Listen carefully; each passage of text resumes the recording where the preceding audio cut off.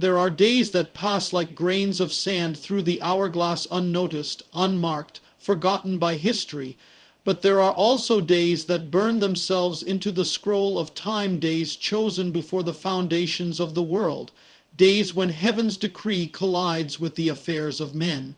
August 16, 2025 is not a date to merely live through. It is a summons to stand, to watch, to be ready. The air is heavy with an unseen war, the ground trembling beneath the weight of what is about to be revealed. You are not here by accident. You were born into this moment, set apart in this hour, not to blend into the multitude, but to rise when others bow, to speak when others fall silent, to walk in light when shadows overtake the land.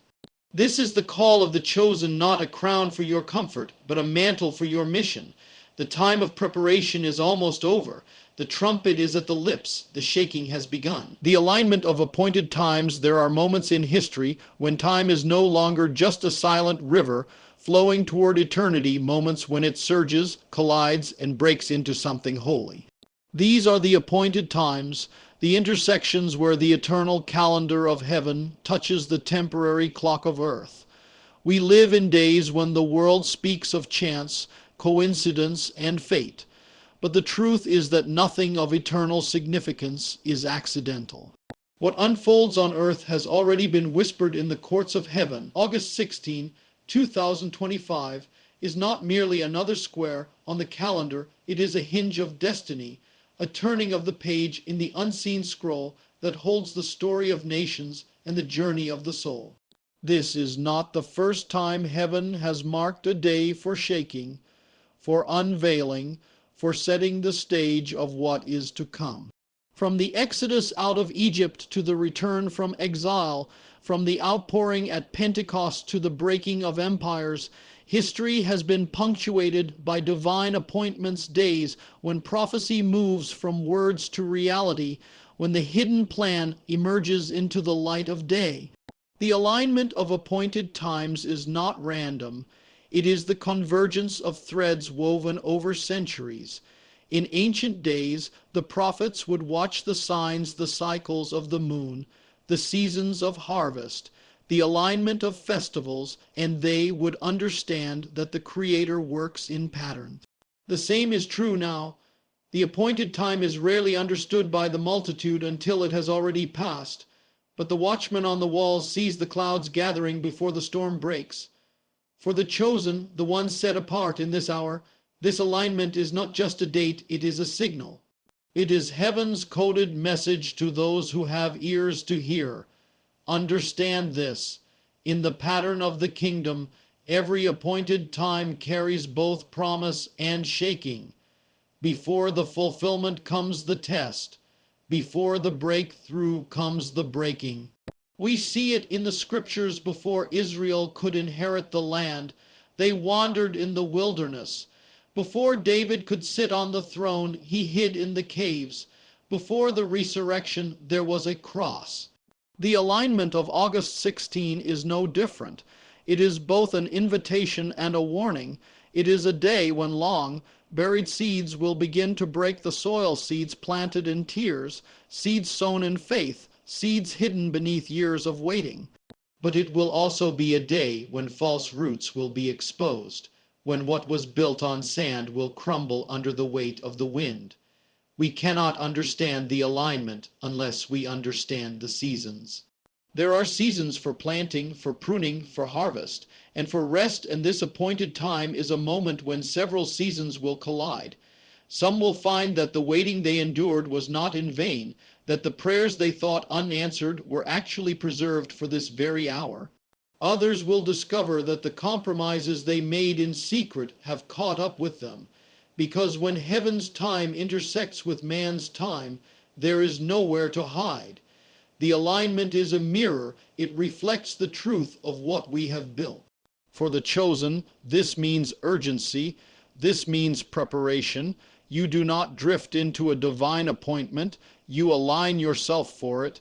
In every appointed time, God raises voices not to entertain, but to awaken. Noah's voice was mocked until the rain fell. Moses' voice was resisted until the plagues came. Elijah's voice was hunted until the fire descended. In this same way, the alignment of August 16 will be preceded by voices that many will dismiss, ignore, or despise. But the chosen will recognize the sound. They will discern the urgency. They will not waste the window they have been given. Consider this.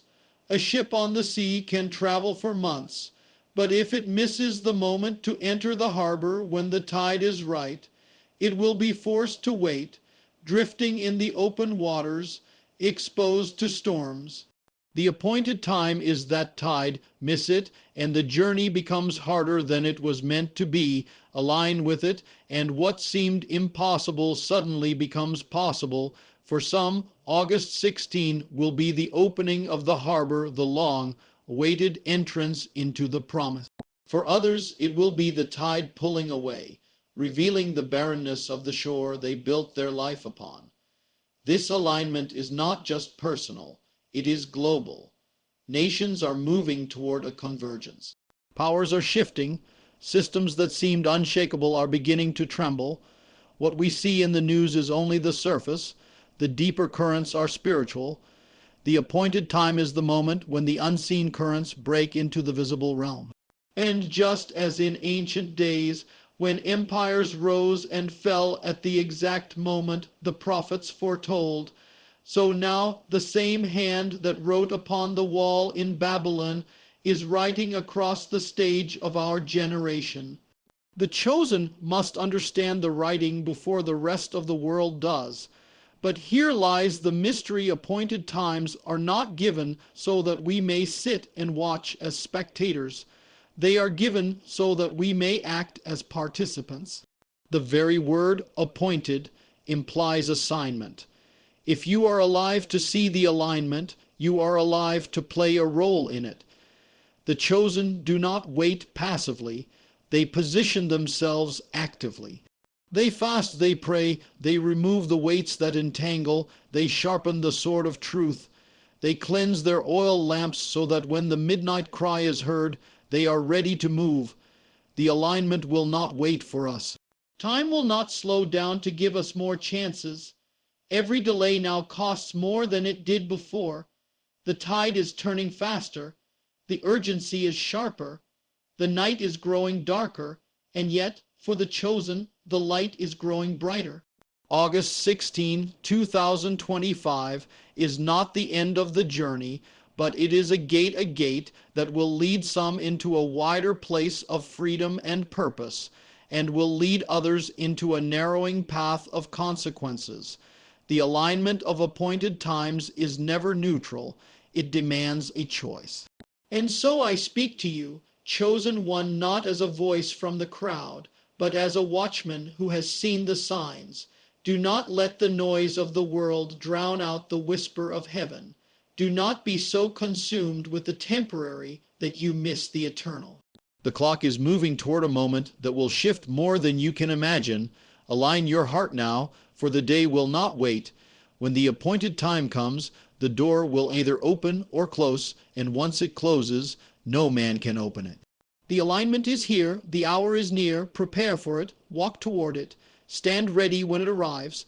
The call of the remnant in every generation. There comes a time when the crowd and the chosen must part ways. It is not always a visible dividing line at first. Often it begins as an invisible shift in the heart. The multitude moves with the winds of convenience, the trends of the day, and the pressures of the hour. But the remnant, the true chosen, walk against the current, even when the current is fierce. The call of the remnant is not a casual invitation. It is a summons issued from the throne of heaven to those willing to carry the weight of truth in a world that prefers the comfort of lies. This call comes now in the days leading to August 16, 2025. For the alignment of appointed times demands not just awareness, but action.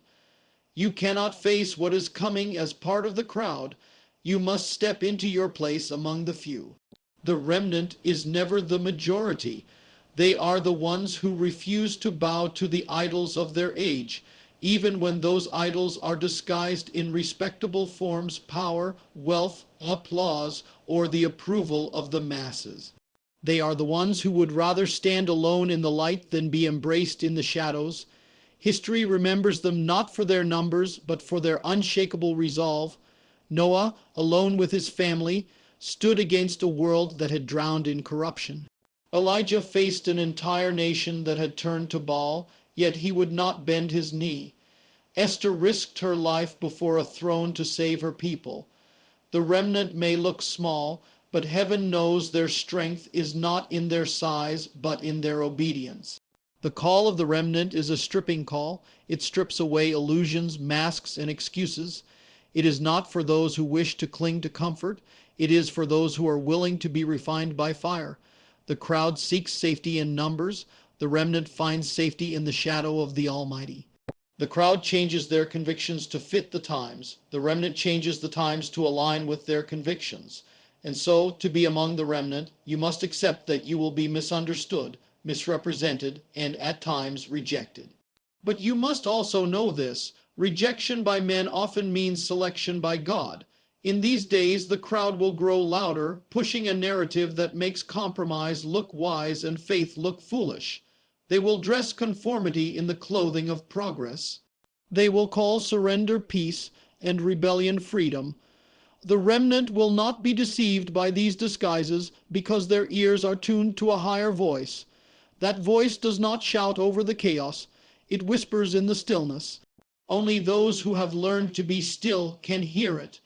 The call of the remnant requires quieting the noise within and without, so that the voice of truth can cut through the fog. The remnant understands that preparation is not only about storing resources or securing safety, it is about fortifying the spirit. You cannot stand against the flood if your foundation is cracked. You cannot face the storm if your anchor is loose. This is why the remnant disciplines themselves now in prayer, in fasting, in the study of truth, in the guarding of their hearts.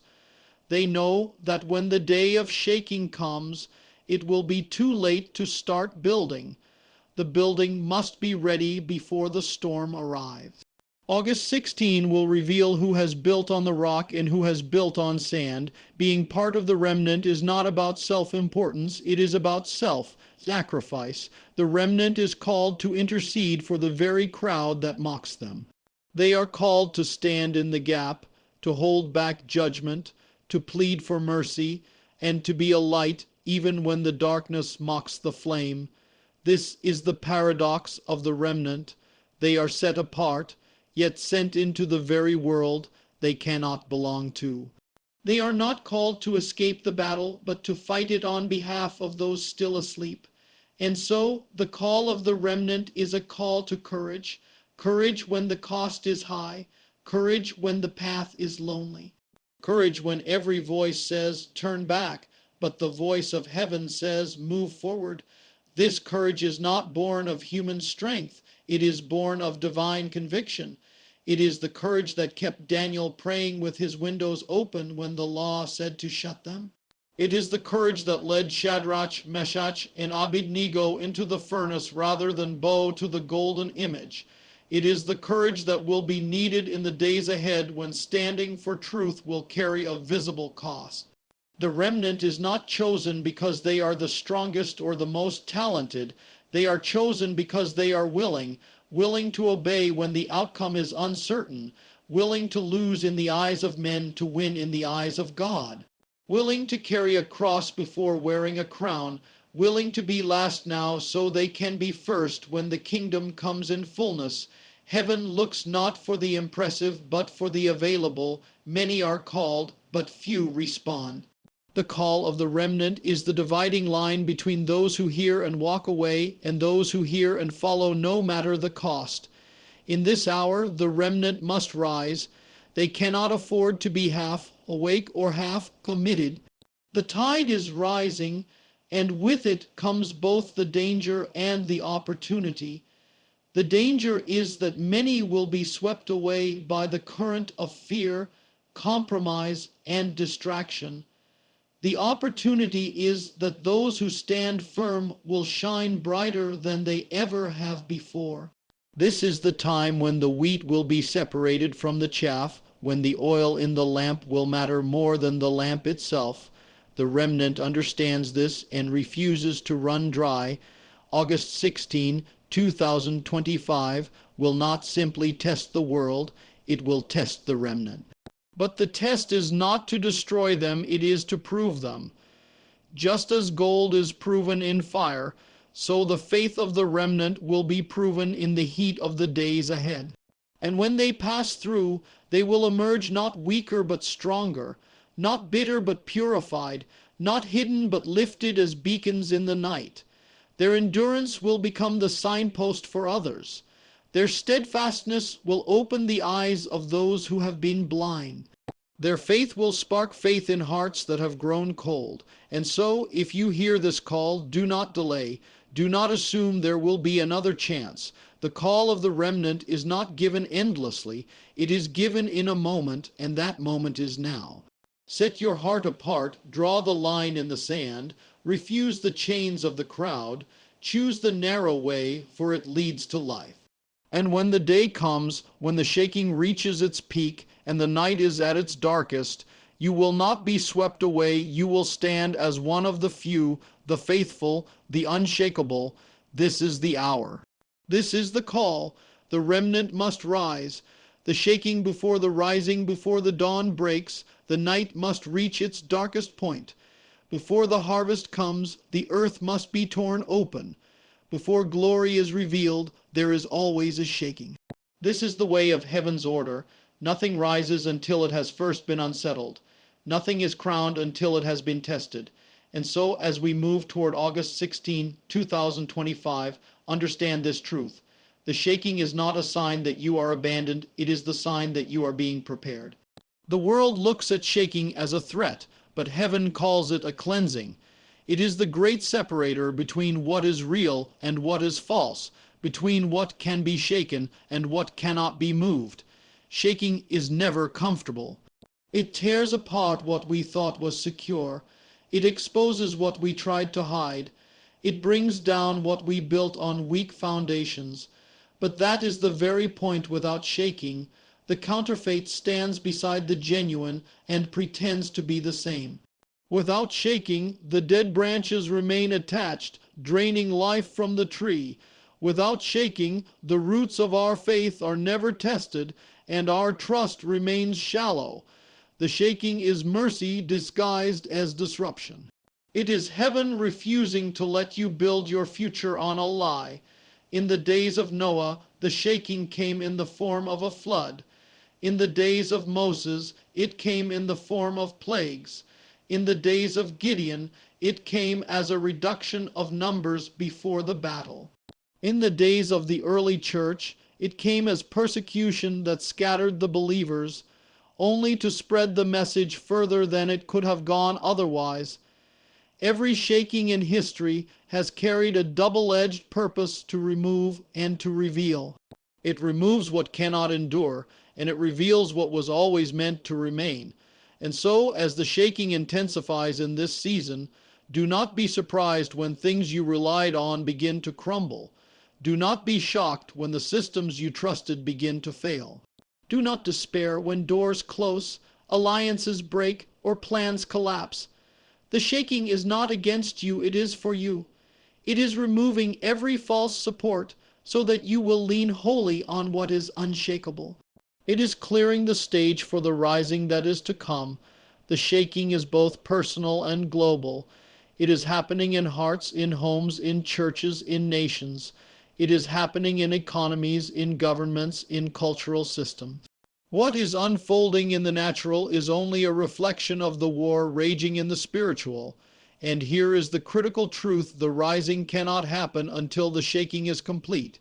You cannot pour new wine into old wineskins. You cannot step into a new season carrying the debris of the old. The shaking is heaven's way of making room for what is coming next. For the chosen, the shaking is a test of perspective. The multitude sees only loss. The chosen see the making of a foundation. The multitude cries out, everything is falling apart. The chosen declare, everything false is falling away so the truth can stand. This is why, in the midst of shaking, your response matters more than your comfort.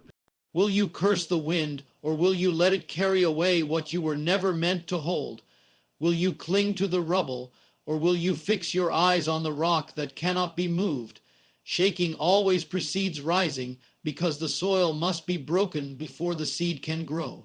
Think of a field before the farmer plants. He must till the ground. It looks like destruction, but it is preparation.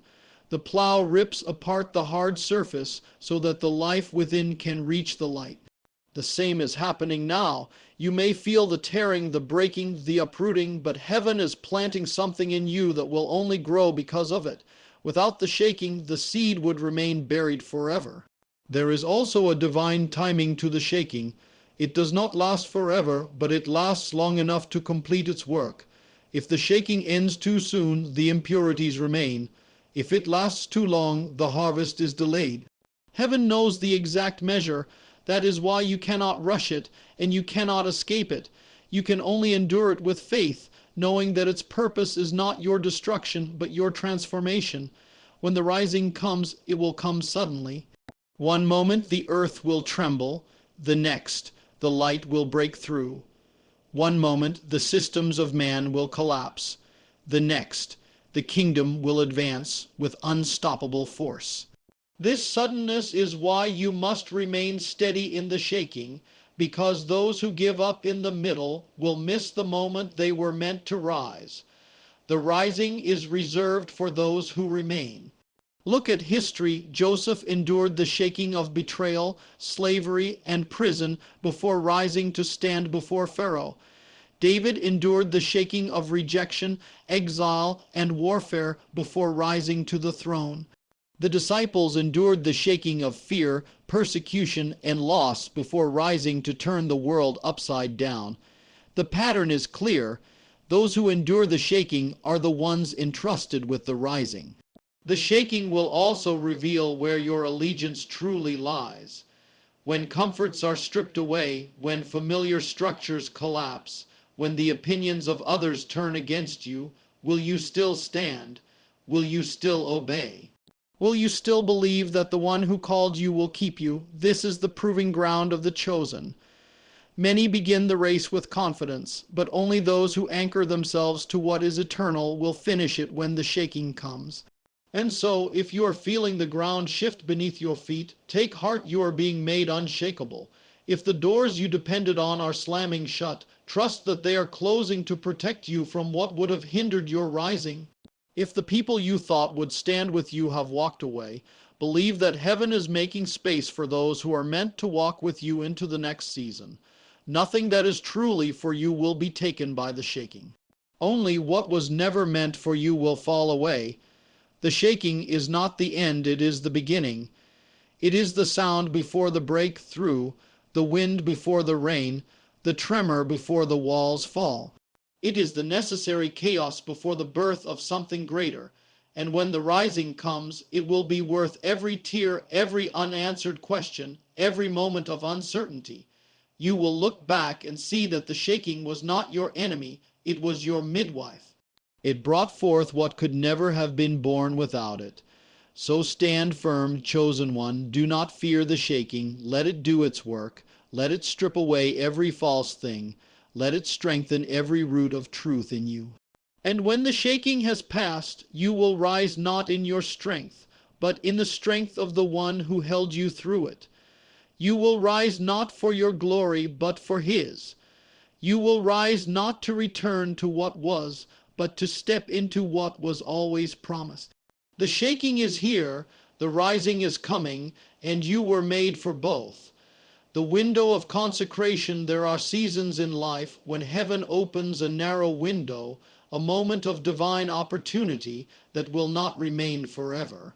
In such moments, the eternal reaches into the temporary and calls the chosen to step apart, to set themselves aside, to prepare in a way that the world does not understand.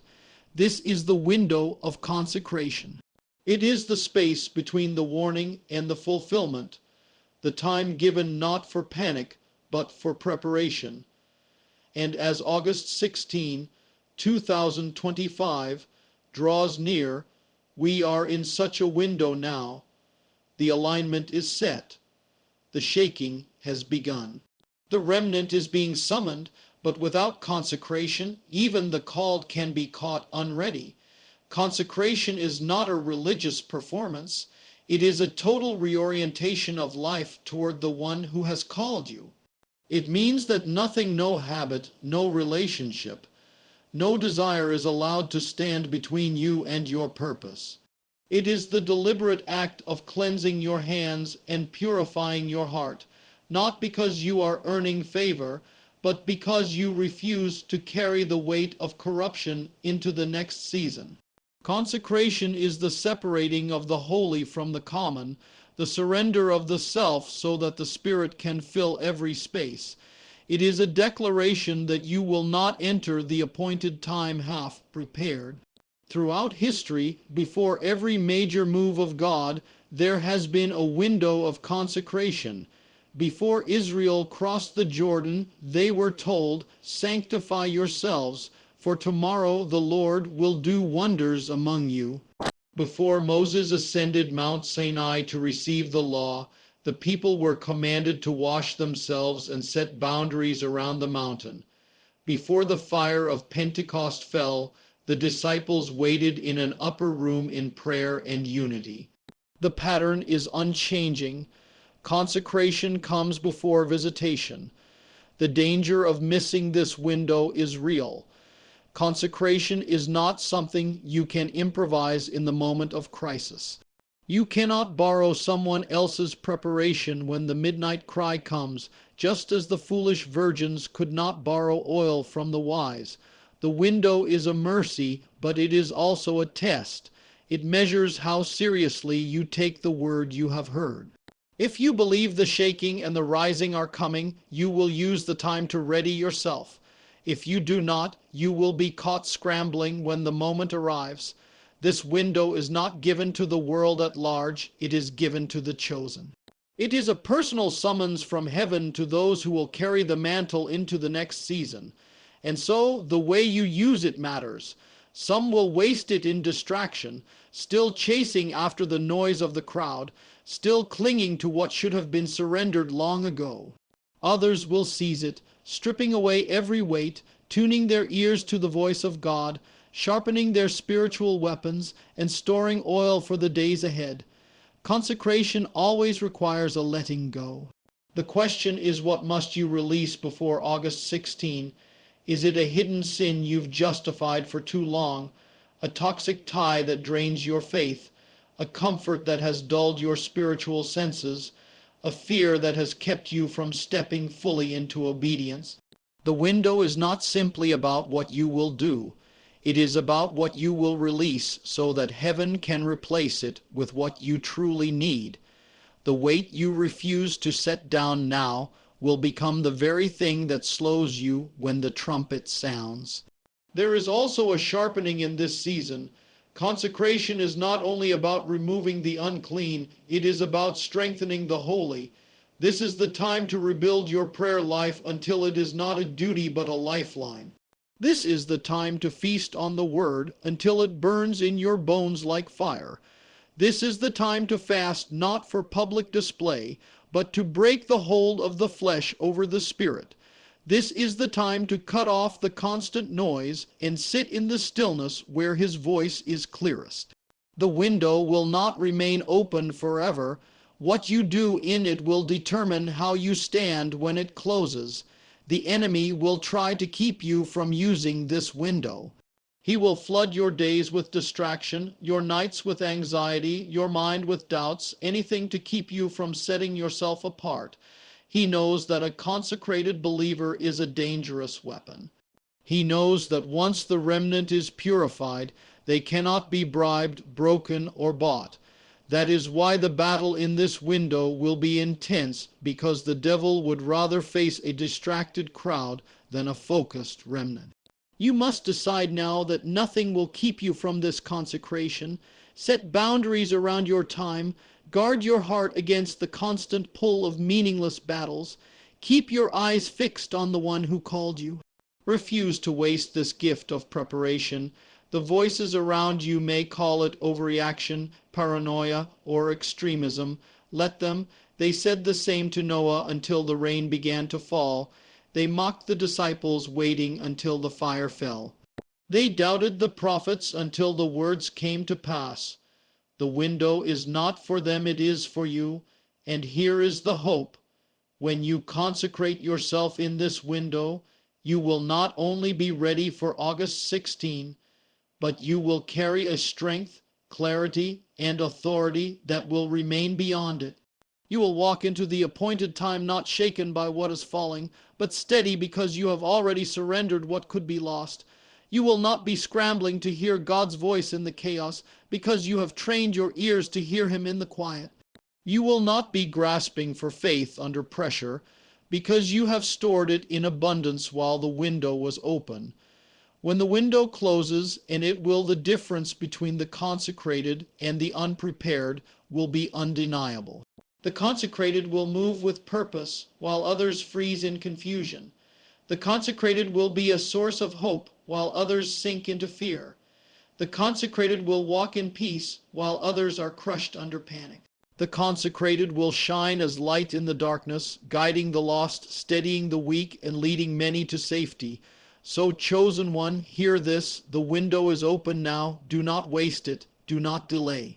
Do not wait for another sign, for you have already been given one. The days are moving quickly, the tide is rising, the hour is almost here. Set yourself apart now so that when the trumpet sounds, you will not only be ready, you will be positioned to lead. This is the window of consecration. Step into it fully, for once it closes, the preparation will end, and the moment you have been called to will begin.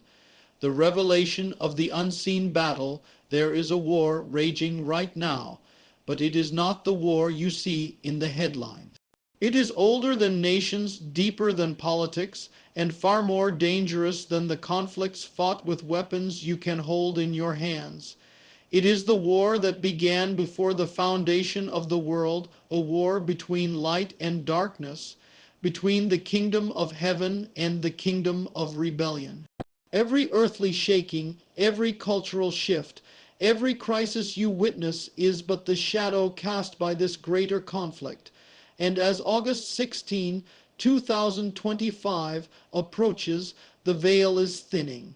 The unseen battle is about to become more visible, and those with eyes to see will understand what the world has been blind to for generations.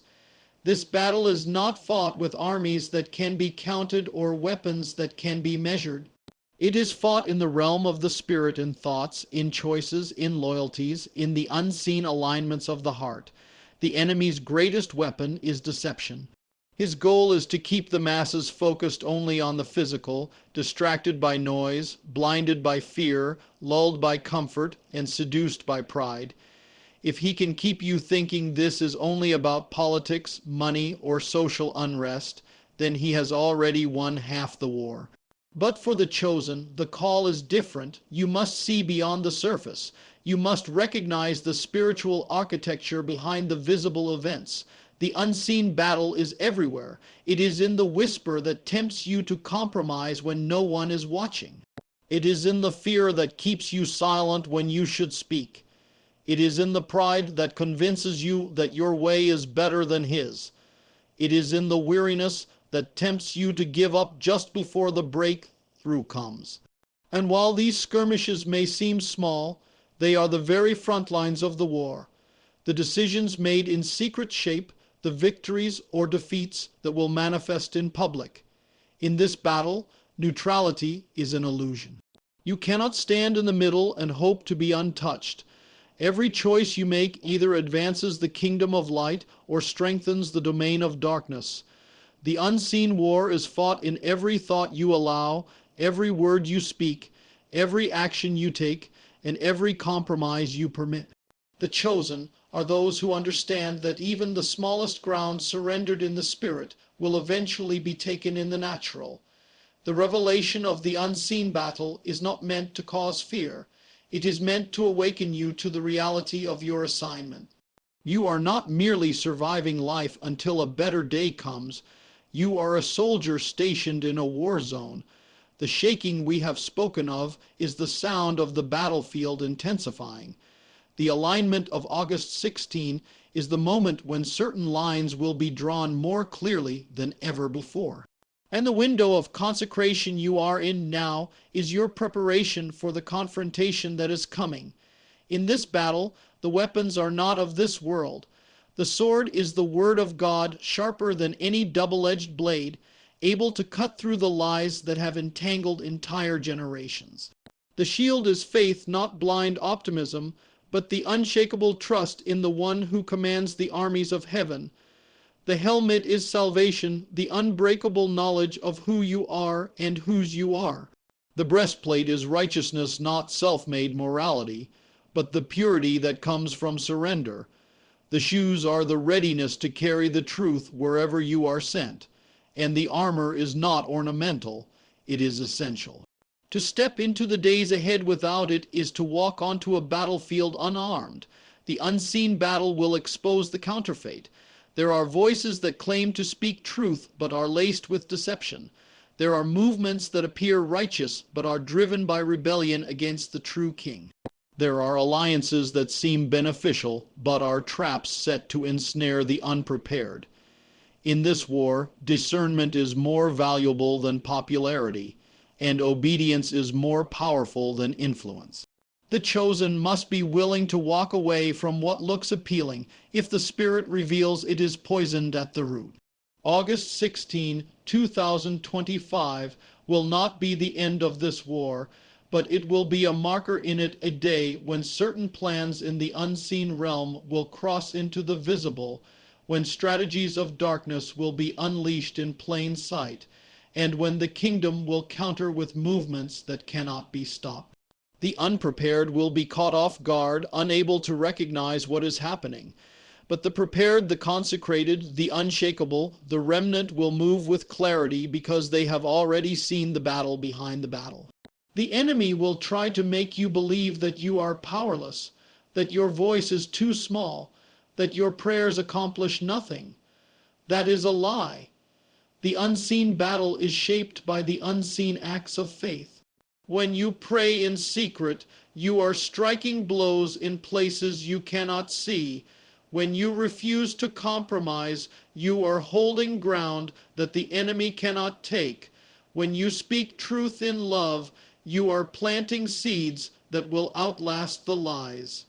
Heaven sees every act of obedience as a victory flag planted on the field. But make no mistake, this battle will cost you. The cost may be your comfort, your reputation, your relationships, your safety. The chosen have always been willing to pay it because they understand the greater reality. To retreat is to surrender more than ground. It is to surrender the destiny of generations. Your stand today echoes into eternity. The revelation of the unseen battle demands that you live awake. Do not drift into the days ahead as though they are just another cycle of the calendar. Do not numb yourself with distraction while the war rages around you. Do not let the enemy's smoke and mirrors make you forget the real fight. Every time you choose light over darkness, truth over deception, obedience over compromise, you are advancing the front lines. Every time you align your will with His, you are reinforcing the walls of the kingdom. And so, chosen one, as the day approaches, fix your gaze beyond what is visible. Read the signs in the natural, but discern the strategies in the spirit. Sharpen your weapons, guard your heart, stand shoulder to shoulder with the remnant. The unseen battle is real, but the victory is already promised to those who endure. When the trumpet sounds and the veil is pulled back, you will see with your own eyes what you have been fighting for all along. You will understand that every prayer, every stand, every tear was not wasted. The day will come when the war will be over, when every shadow will be driven out by the light, when the King will reign without opposition. Until then, we fight not as victims scrambling to survive, but as warriors advancing toward certain victory. August 16, 2025 is another step toward that day. Walk into it armed, awake, and unafraid. For though the battle is unseen, the outcome is secure. And the one who called you into it will see you through it all the way to the final triumph.